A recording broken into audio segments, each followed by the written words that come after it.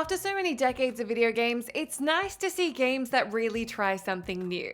That isn't to say we don't like the tried and true, but it's fun to see games break new ground. In this list, we're taking a look at game mechanics that are especially bizarre, but in each of these cases, the ideas were so crazy they just might work. And they did. And as a result, our comprehension of what video games are capable of grew, and the spectrum of technical and genre possibilities got just a bit more interesting.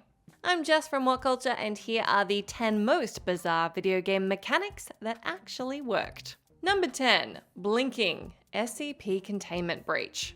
I think there's a pretty strong argument to be made that SCP Containment Breach could be the scariest game ever made. Despite having graphics which haven't aged all that well, the core horror in this free open source 2012 Spookfest is totally intact. The world is filled with various SCPs, which stands for Secure, Contain, and Protect. Not all of them can be fended off by staring at them, but most are very keen to make an afternoon snack out of you. Essentially, you're in a facility with said beasties when everything goes sideways, and the inmates take over the asylum. From here on out, you're hunted by a suite of SCPs capable of a variety of terrifying things, and you're forced to run around the facility looking for a way out. When you inevitably run into the SCPs, you can keep one of them at bay Weeping Angel style, that is to say, as long as you keep an eye on them. But as is the case with Doctor Who's iconic baddies, you do need to blink eventually. That's right, there is a blink mechanic, and it slowly trickles down this little threatening bar that will automatically blink if you don't do it manually. This then takes an already horrifying game and ups the ante to almost unplayably terrifying, given the last thing you want to do in a hell house is periodically lose your vision. If you're a horror buff and haven't tried your hand at this one yet, check with your doctor about any pre-existing heart conditions and then give it a crack. Number 9. 2 characters, 1 controller. Brothers: A Tale of Two Sons. Before Joseph Fares of Hazelight Studios made a name for himself at the Game Awards by saying F the Oscars, he made an incredible game called Brothers: A Tale of Two Sons. Brothers: A Tale of Two Sons is one of the best examples of a game that nails its ludo-narrative harmony. That is, the game mechanics feed the strength of the narrative and vice versa. You can play this one with a mouse and keyboard, but you really shouldn't. On the controller, one brother is controlled by the left hand with the left thumbstick and trigger, and the other is controlled by the right. It sounds pretty clumsy, but you pick it up quickly. The game's narrative has some hard-hitting themes based around family, adolescence, grief, and death. Meanwhile, the story is part fantasy adventure and part familial romp, with some twists and turns thrown in for good measure. I should point out that all of this is achieved without a word of spoken dialogue too, so that's pretty darn impressive, and that unique mechanic has even more heavy lifting to do as a result. Now, I really want you to play this one, so I'm not going to spoil it for you, but suffice it to say, this is probably one of the very few occasions in video gaming that a control scheme is going to make you cry, so do check it out. Number 8. HUD chips. NIER AUTOMATA. Not a delicious snack, but in fact a very clever mechanic, let's talk about the HUD chips in NIER AUTOMATA. There are no shortage of bizarre mechanics in NIER AUTOMATA that totally work. The shifting of perspectives, multiple routes through the game, and puzzle-esque bullet hell moments to name a few. However, potentially the best and most off-the-wall of them all is the way the game lets you alter your HUD. You can equip chips to attain certain battle perks, which will go a long way to helping you through combat, though your slots for these chips are limited. If you disable chips, you have more room for the sick perk ones. The chips you can disable include those tied to the elements in your HUD. This means that, for example, you can sacrifice the ability to see your minimap or health bar in order to equip a chip that boosts your attack, or one that enables auto-healing. You can even take out the OS chip, though I wouldn't recommend it since you will immediately get a game over and hit the joke ending. It's extremely clever and would only work with a game that's exceptionally well balanced. Fortunately, that is this one, so it's very cool to see. Number 7. Healing by taking 5 up against a wall. The Getaway. The great thing about older games is plenty of them had absolutely no interest in holding your hand and making sure you knew all the mechanics. I mean, who needs to be told how to heal in a shooter? You just figure that out on your own, right?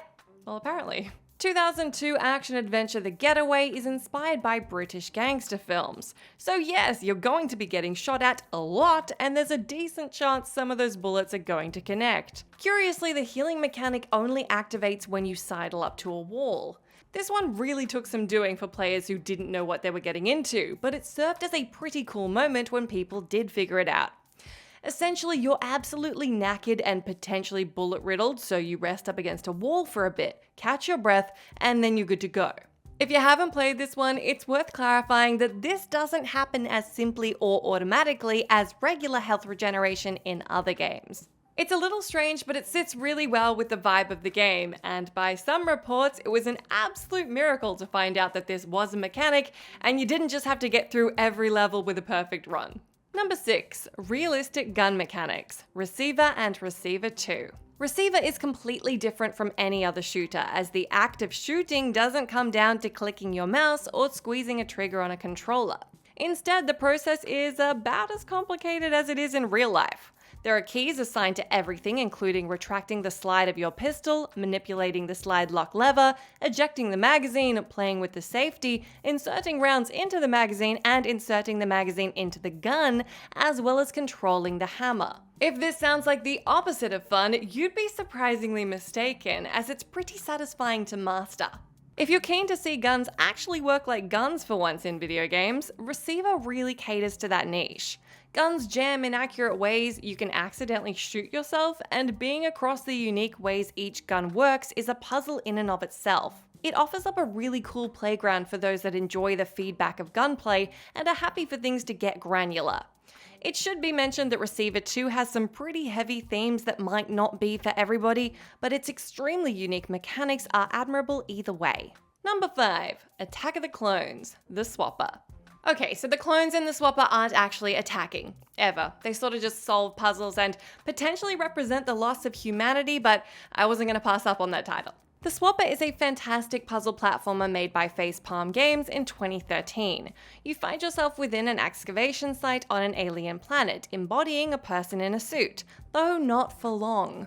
This is because you find a device that allows you to spawn clones of yourself and jump into those clones in order to solve puzzles that will enable you to move forward.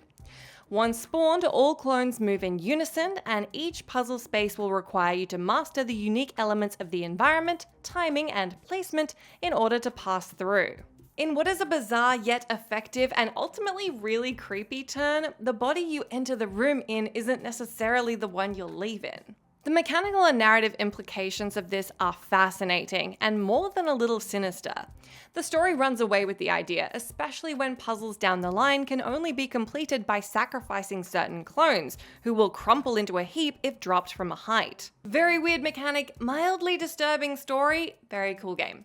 Number 4. Drawing Your Weapons, The Wonderful 101. The Wonderful 101 is a 2013 action-adventure game made by Platinum Games and directed by Hideki Kamiya. This is significant as another of Kamiya's iconic games is Okami. Now, Okami introduced a really cool mechanic where players can draw on the screen using the Celestial Brush. This is used in combat, puzzles, and general gameplay. In the case of The Wonderful 101, this is taken a step further. Here, players can draw shapes to make weapons out of all their heroes. For example, a line makes a sword, or an L shape makes a gun.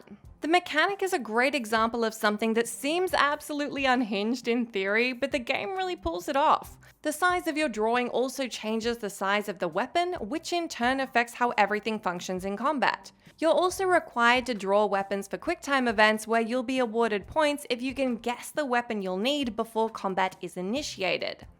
Much like Okami, there are also environmental puzzles you'll solve through the drawing mechanic.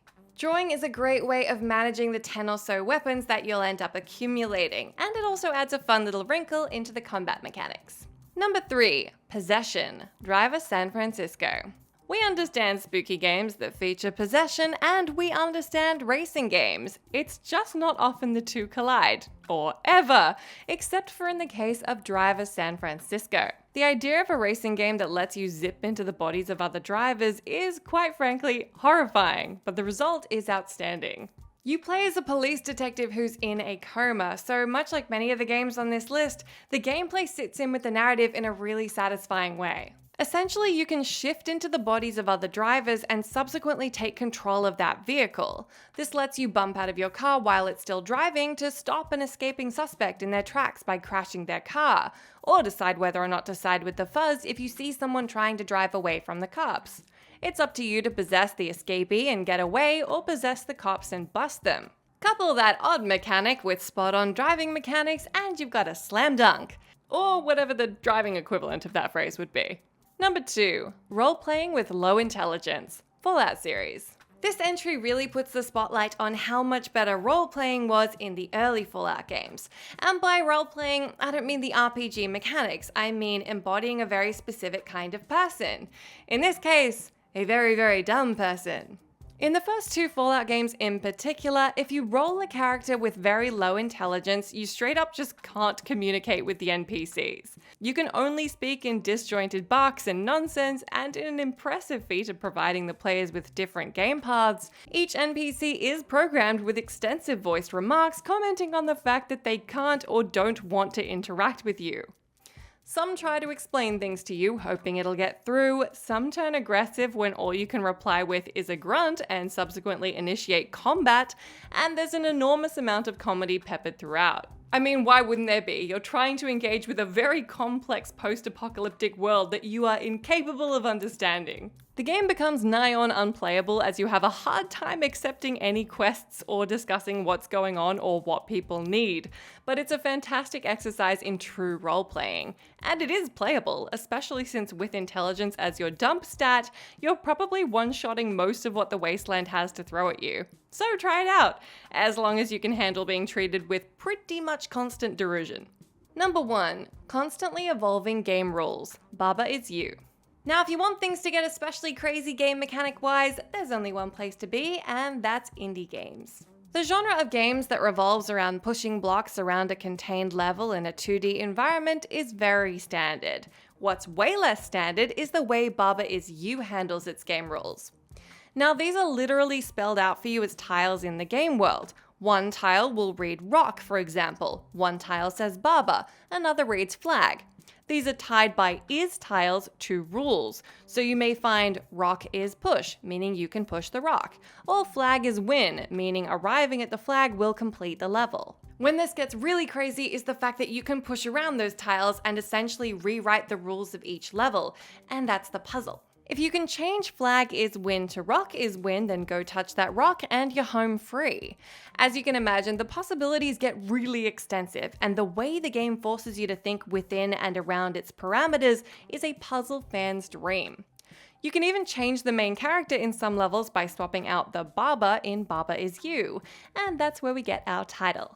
It's a really clever puzzle game that requires a ton of intelligence and lateral thinking, both from its audience and developer Avi Taikara. So there you have it, a bunch of excellent games featuring very weird mechanics that for some reason totally worked out. If you can think of any other games that belong on this list, do leave them in that comment section below. As always, I've been Jess from WhatCulture. Thank you so much for hanging out with me. If you like, you can say hi to me on my Twitter account where I'm @JessMcDonald, but make sure you stay tuned to us here for plenty more gaming goodness.